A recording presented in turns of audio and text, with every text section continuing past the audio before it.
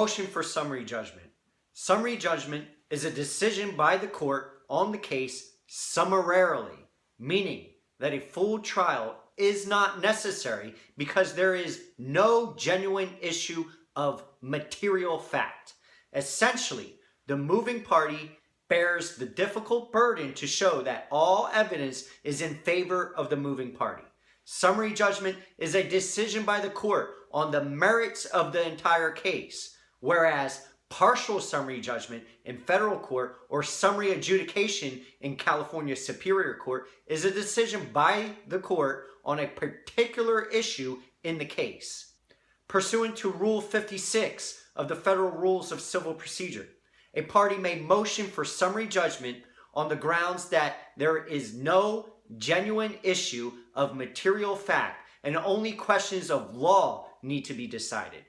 Therefore, the moving party is entitled to judgment as a matter of law.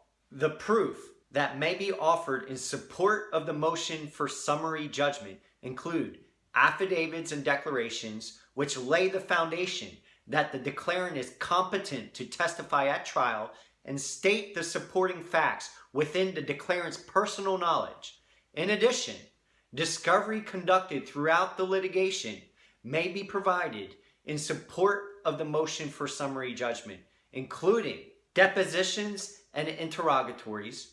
The moving party bears the burden to establish that there is no factual dispute. Summary judgment may also be granted if the moving party can establish that the record shows that the other party cannot prove an essential element of the cause of action.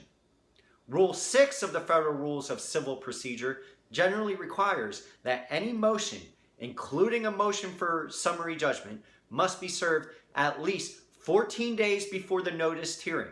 However, most federal courts have local rules requiring longer notice for motions for summary judgment.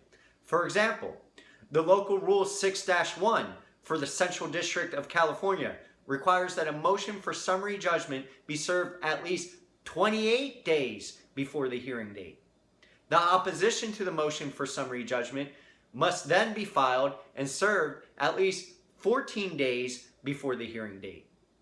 In California Superior Court, the motion for summary judgment or adjudication and all supporting documents must be filed 75 calendar days before the noticed hearing date.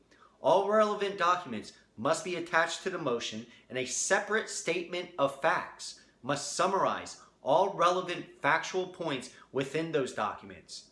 An opposition to the motion for summary judgment must be filed 14 calendar days before the hearing date, and must also include a statement that responds to each of the material facts that the moving party contends are undisputed. The opposing party has at least 2 months to prepare and conduct additional written discovery and depositions to use in the opposition.